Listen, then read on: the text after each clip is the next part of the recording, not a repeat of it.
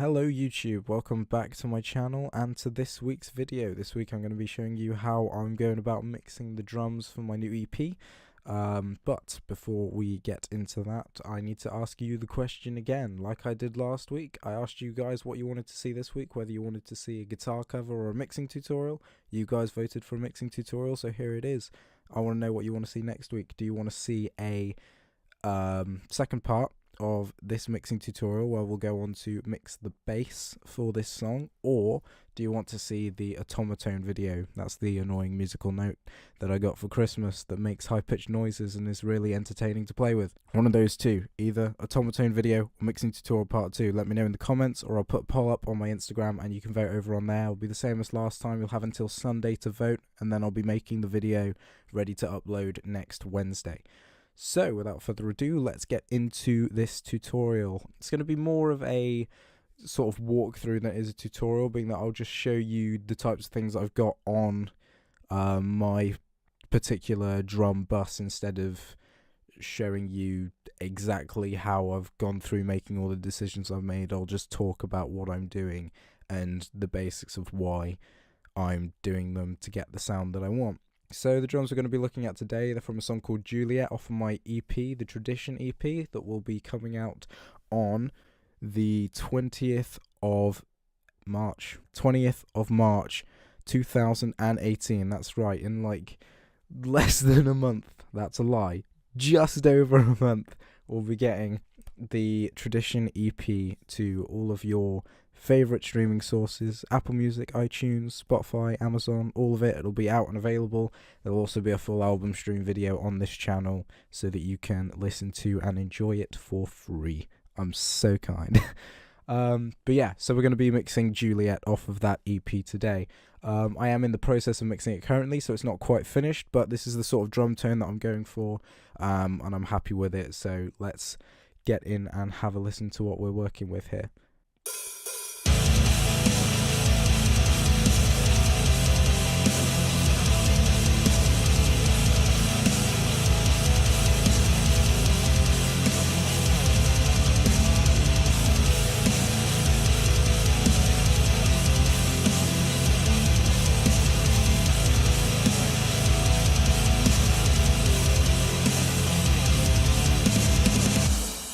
So as you can hear, it's pretty punchy, pretty beefy. There's a lot of kick, a lot of nice smacky limiting compression, all sorts of just beef to make it as punchy as I possibly can. If we just have a listen to it in solo so you can hear how it sounds on its own, we'll just do that now.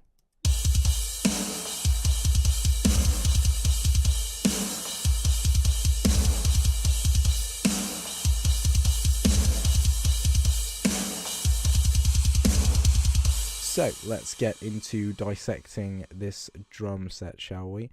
So what we're working with here is we're actually using purely MIDI drums and MIDI samples. There's no acoustic drums in here at all because I'm not rich enough or skilled enough to be able to record all of the drums for my album / EP with an acoustic kit and it still sound as decent as I'm managing to get it. If you want me to do a tutorial on how I go about mixing acoustic drums, because I do that as well, then leave me a comment or send me a message and I will try and get that arranged for you so that I can show you how I'd go about doing that. But for now, I'm using Ezdrummer 2. Fantastic little sample set. It isn't the cheapest, but it is really high quality, really good sounding, and I would highly recommend it to anybody who wants to be using MIDI drums or who would need to use MIDI drums because you haven't got access to an acoustic kit or anything like that.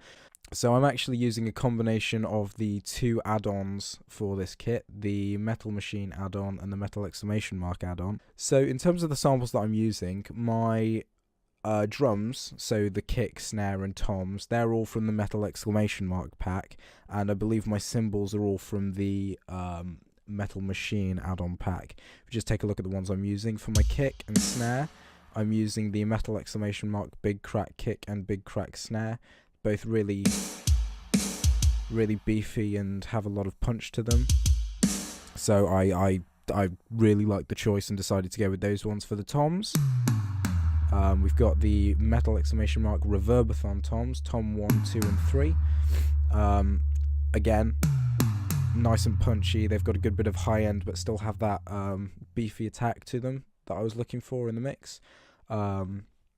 So those are the ones that I went for in that. Cymbals wise, my hi-hat, we're using the Zildjian 14-inch Z Custom Master Sound Metal Machine add-on pack hi-hat. It's very high-end, heavy, but still has body to it, which again is the type of thing I was looking for some of the more heavy bits, like in the verse around here.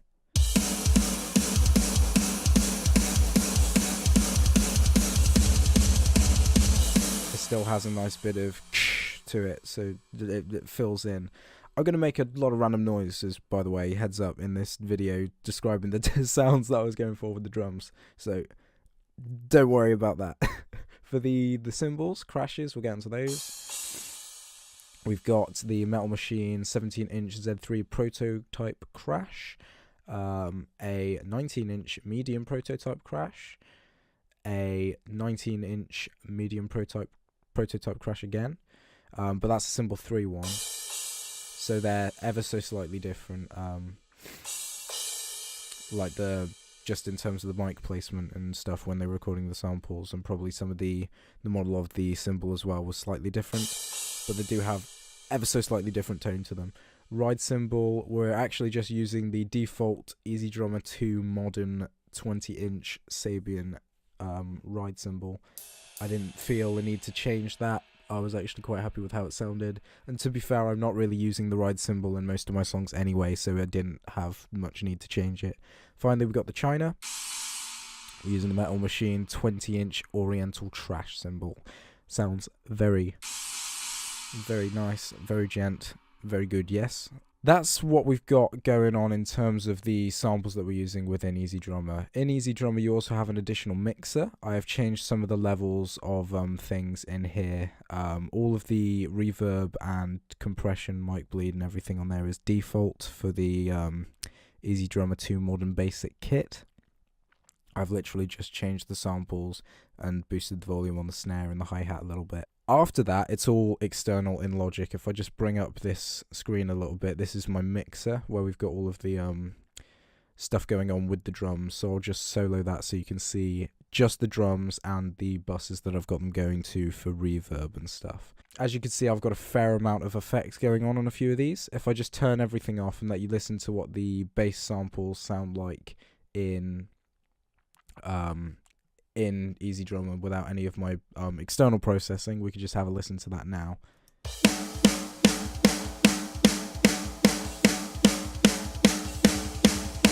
So as you can hear, it's really unbalanced. The snare is very loud, and that is because I mixed this as I was going, and I've kind of tweaked things that I'm using as I'm going. There's a lot on the snare to control its levels. But yeah, it's really unbalanced with the snare. The snare is just it's atrociously loud, but I've got stuff to handle that further on. We'll get straight into it, looking at the kick drum.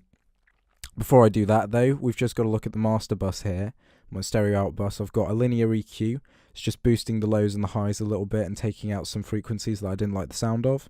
And then I've got isotope ozone 7, which I'm not actually making any differences to the level. The maximizer is completely neutral. It's not boosting anything, not taking anything out. So volume wise, it's exactly the same as it would be. I've just got an EQ, which is taking out some of the, I'm brick walling some of the low end and some of the high end, managing dynamics by balancing out levels, compressing that using a multi-band compressor. I've added some stereo image using an imager, and then I'm just controlling the low end a little bit more with a dynamic EQ. So we'll start with the kick drum. If we just listen to how the kick drum sounds on its own, see if I can find a good place for kick drum. Let's just use the intro here. There we go. So first thing I've got, this will be the case with most of the things I'm using, I've got a compressor. I'm using the Moloch compressor. It's a free compressor. I'll put a link in the description. Very good compressor indeed. So yeah, we've got relatively low thresholds, kind of midway down, boosting up to make up that volume. Slightly softened knee, but still quite hard. 50-50 between dry and wet mix, ratio around 2.5, and the attack is down to 60. So yeah, we could just listen to the difference on it here if I play it with.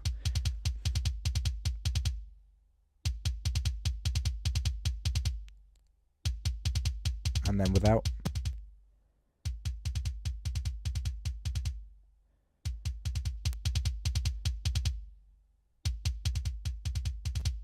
So you can hear it just kind of tightens it up a little bit, makes it a little more beefy. I've also got a bit of a mid scoop going on it, which is literally doing what it says, scoops out the mids by, I think that's around minus 10 decibels. So heavy scoop on the mids. Next thing, we've got the Joey Sturgis Tones Finality Light plugin. Excellent little limiter here. Now, to be fair, this one I had to do a little bit of playing with, because the main issue I was getting, if I just notch the mix value here up to 100%, so you can hear just the limited tone, you can hear it sounds quite messy. It's very boomy, very boxy. I'm not a massive fan, so I took that and blended it with the original coming through the compressor with a mix percentage of 30% limiter and 70% original sound. Got threshold minus 25, output it's about, what's that, 6 o'clock, and that's all we're doing with that. Just again, brings out some of the dynamics in it. Then we've got a series of EQs, the first of which we're doing a low boost and a high boost. So what I'll do is I'll progressively turn these things on in the EQ as we're going. So if I hit play, first thing we're doing is adding a low boost. Makes it a lot more boomy. And then on top of that, we're going to put in a high boost. So that adds some click, makes it a little more punchy. And then I think other than that, it's just a couple of frequencies that I dislike. There's a little one around here, around 17k hertz. Sorry, not 17k, 1700 hertz, 1.7k. Got a cut at 122. Got a boost at 1k, and a little cut around here. Okay, sorry about that. So that's everything for that EQ. We'll just do a quick comparison with and without.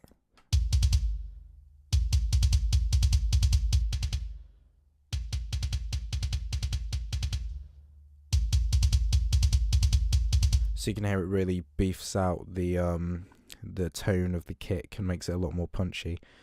Next two things we've got another two EQs. These are just notching out and adding in some frequencies that I did and didn't like the sound of. So as you can see, we're adding a little more to the low end here, a little more to the high end, give it some more click, notching out some high frequencies and low frequencies. Basically just taking out the tones that I don't like the sound of. So we just listen with those as well.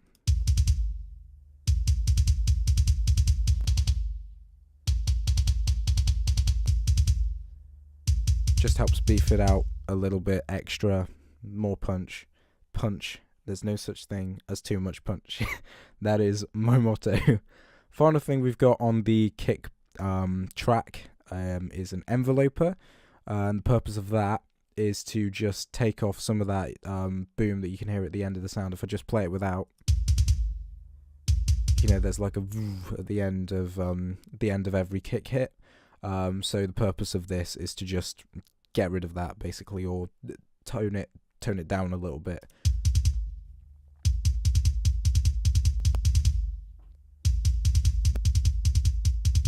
Just helps tighten up the tone of the kick.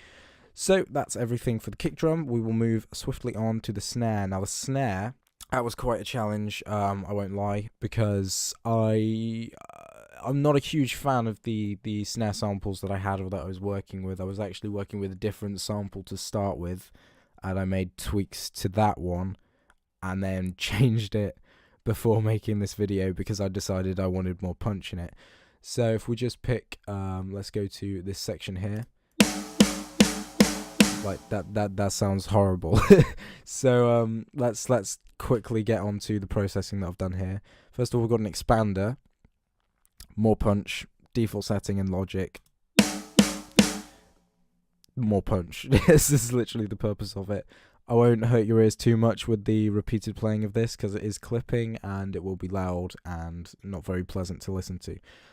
Just know that the purpose of this is to add a little more attack to the start of the transient, or the shape of the sound file. There we go, shape of the sound wave that comes from the snare tone. It adds a little more punch to the initial impact of it.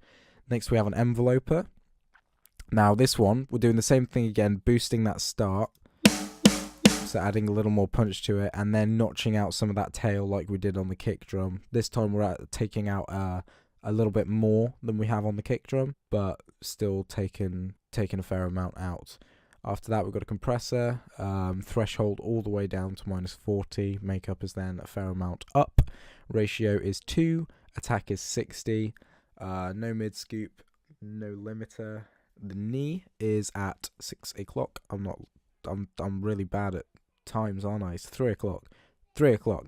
And the dry mix is more towards the fully compressed side. So you can hear that's kind of made it sound terribly messy. But bear with me here, bear with me. Next thing we've got is a limiter, and what this is going to do, I'm literally turning down the volume, basically, just keeping the dynamics even.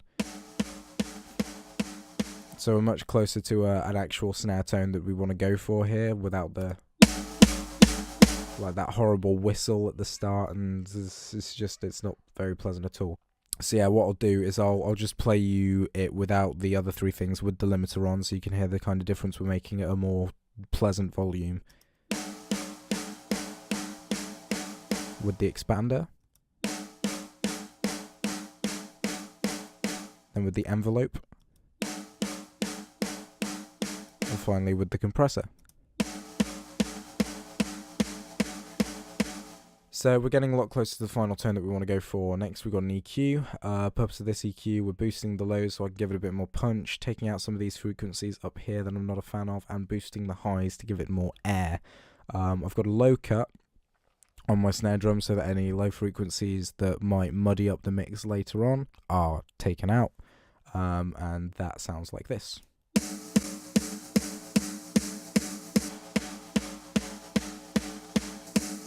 So it's made it a fair amount brighter, and yeah, I quite like how it sounds. Got another EQ then again, taking out some of that air. Don't ask what I was doing while I was doing this. I was just trying to make it sound good. Got more of a low boost to add more punch. I'm notching out some unwanted frequencies and taking out the air, like I said. More low cut just to ensure that low end is disappearing. And finally, adding the air back in. Honestly, don't know what I was doing. Final notch out there. And that is the total snare tone. Just disable everything so you can hear the difference. That's with pre-limiter and post-limiter. So next up, let's move on to the toms. I class these three pieces as being the most important pieces, I'd say, to a punchy drum kit, are the kick, snare and toms. If you've got weak sections of any of those, then it's not gonna sound as punchy as you want it to be. So there's not much that can be heard there. I'm not doing much to my toms, to be fair. I've got a compressor, first of all, threshold at -30, full makeup, just add some volume. The release is at around 400, just below, and the attack is relatively short. Ratio is 3:1, no mid scoop, and dry mix is just a little bit off 0 with a relatively soft knee. There's the difference to that. It just has a little more click and punch to the start of it. I'll just play it a couple times with and without. Just adds a little more attack to the start of it. Next I've got a channel EQ. So this was me attempting to add click and add body, because I wasn't happy with how punchy they were. I think it worked, just because it's sounding a lot more present in the mix overall. But I've also notched out some frequencies that were sounding wrong, just so you can have an example of what they sound like. I'll bump up the volume of this node here, so you can hear what I mean by a frequency that doesn't sound good. So you can hear it's kind of like a whistle. This area up here is known as the whistle zone, between about 2K and 10K. Is the whistle zone. You end up with a lot of harsh, high-pitched, whistly frequencies that often end up building up towards the end of your mix and can make it sound really fuzzy and not very pleasant. Got a low cut on here so we don't get any more mud, especially from the low tom. One thing I'll say about the Reverbathon low tom is that it is very ringy, and you do end up with a lot of bassy overhang coming out of it if you don't handle that low end nicely. So we'll just have an example of the two, with and without.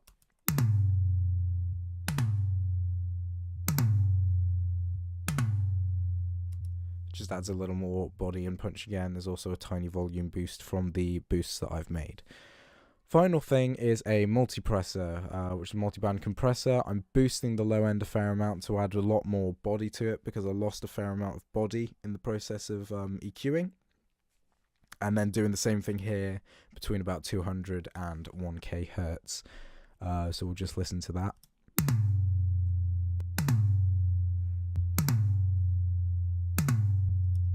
Just brings in a little more of that body. So not very major changes to the toms there. As for the overheads, moving on to those. So talking about cymbals, ride cymbals, crash cymbals, China, all of those things. Literally just my cymbals. The first thing we've got is an exciter.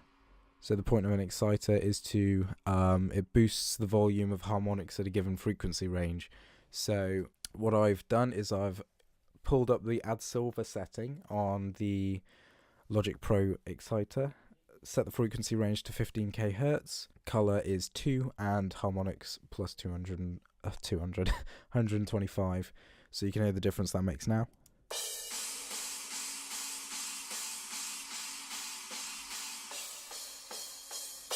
So it just brightens up the overall tone of the cymbals, which is how I like them, nice and bright and up in the top frequency range of the sound. Next thing, we've got a compressor. So again, evening out dynamics. Not doing too much in terms of heavy compression here. The threshold is around 25. I've actually got the makeup turned down, with the attack at 30, release at 100. No mid scoop. Ratio at 4, dry mix again slightly off 0%, 9 o'clock, with a fully hard knee. Excuse me, you have to bear with me, I'm a bit unwell. Righty, so that's the compressor. Just listen to a with and without on that.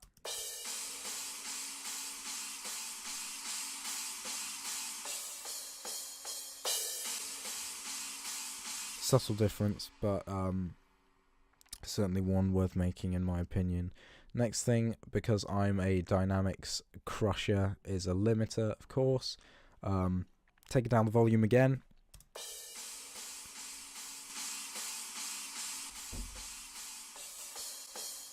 Just to try and stop it from peaking over the edge if I had the volume turned up in any situation.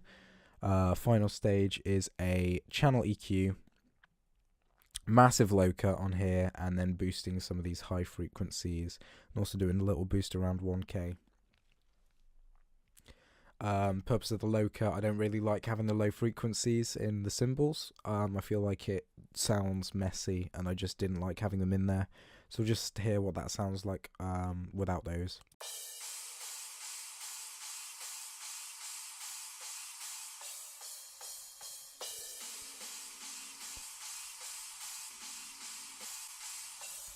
Again, just helps to brighten it all up a little bit.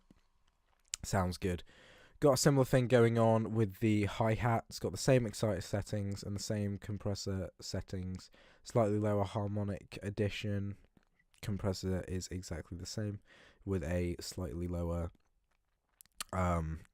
mix, a slightly more of the dry mix in there. It's a 50-50 split. Final thing is the EQ for the hi-hat. just notching out some of the high frequencies that sound a bit harsh again in that whistle zone, and giving a little boost even higher up than that to give it a little more edge in the overall mix. So that's the whole drum kit. It's getting there, sounding a little more punchy, and it's getting close to the final tone that I wanted. It's not quite there yet though, so what I do next is I actually move on to the drum bus.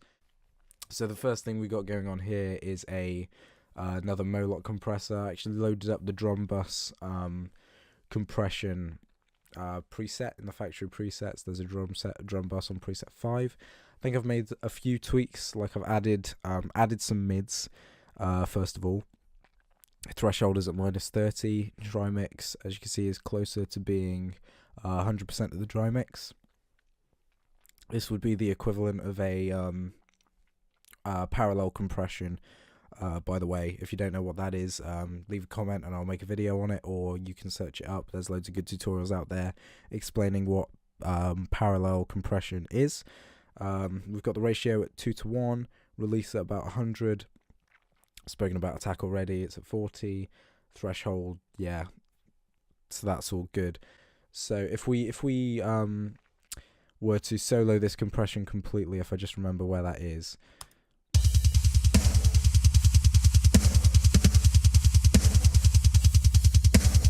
you can hear that sound. It's really pumpy and not right at all.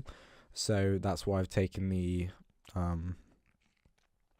mix to about here, so that the compression is like an underlying tone, rather than having the whole tone be just the compressed tone.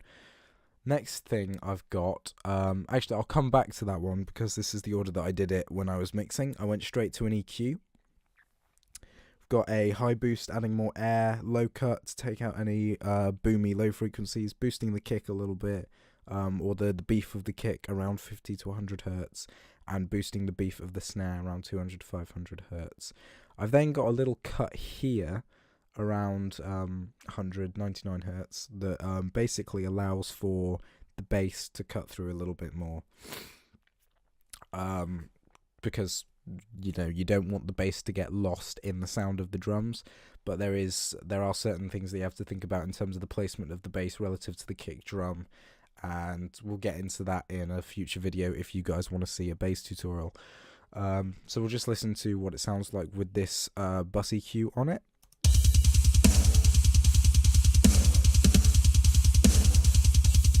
And without.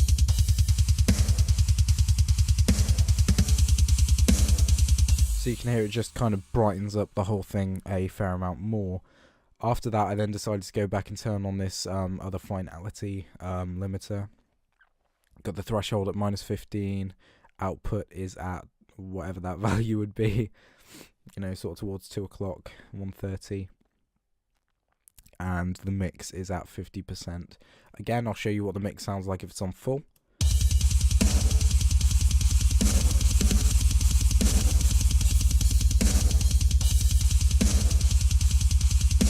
So yeah, as you can hear, again, it's like with the compressor, it makes it sound really woofy, really pumpy, and just isn't right at all. So I've got the mix down to 50, so you still get the punch that it adds, without getting too much of that pumping sound that just takes away from the overall effect of it. Final thing we've then got going on, I've got a bus, bussing this out to a reverb.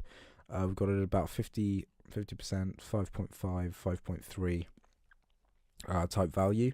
If we just look at this, on this reverb bus, we've got an EQ to cut out the low ends, because adding reverb to the low end makes mud and mess, and it sounds horrible. Don't do it. It doesn't work. And then that goes into a Bota Church, what's it called? Space Designer, that one. Default Logic reverb, haven't made any adjustments. It's just the Bota Church from the large spaces and in halls. There it is.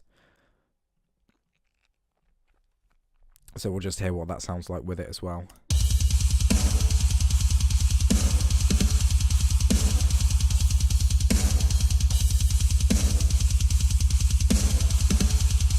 Just adds a little bit more space and makes it sound bigger than it actually is, which is the type of sound I want to go for in my mixes.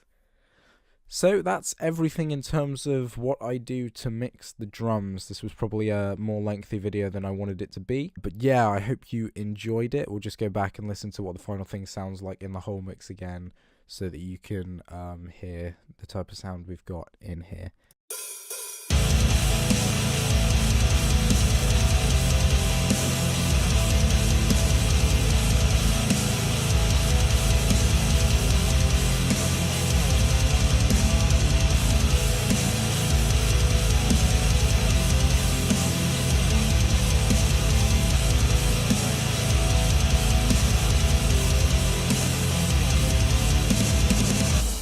And there we have it.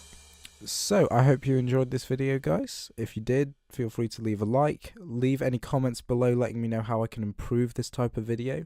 I feel like there's certainly a lot of things I could do to better explain anything. If you want anything explained in more detail, then feel free to leave a comment below as well, or send me a message asking any questions you might have about what I'm doing, why I'm doing it, and where you can get these various plugins. Like I said earlier, this song is called Juliet. It's off my EP Tradition, which will be coming out on the 23rd of March, 20th of March, 20. So next month, 20th. Make sure you don't miss it. I already have 2 singles out off of that EP called Discard and Tradition. If you want to see how I went about mixing those, leave a comment below as well. You can find the music videos for them in the description and in the end cards at the end of this video. If you'd, like I said, if you have any questions at all, feel free to leave a comment. Make sure you vote for next week whether you want to see a guitar cover or the automaton video, and I will see you guys in the next video. Thanks very much for watching.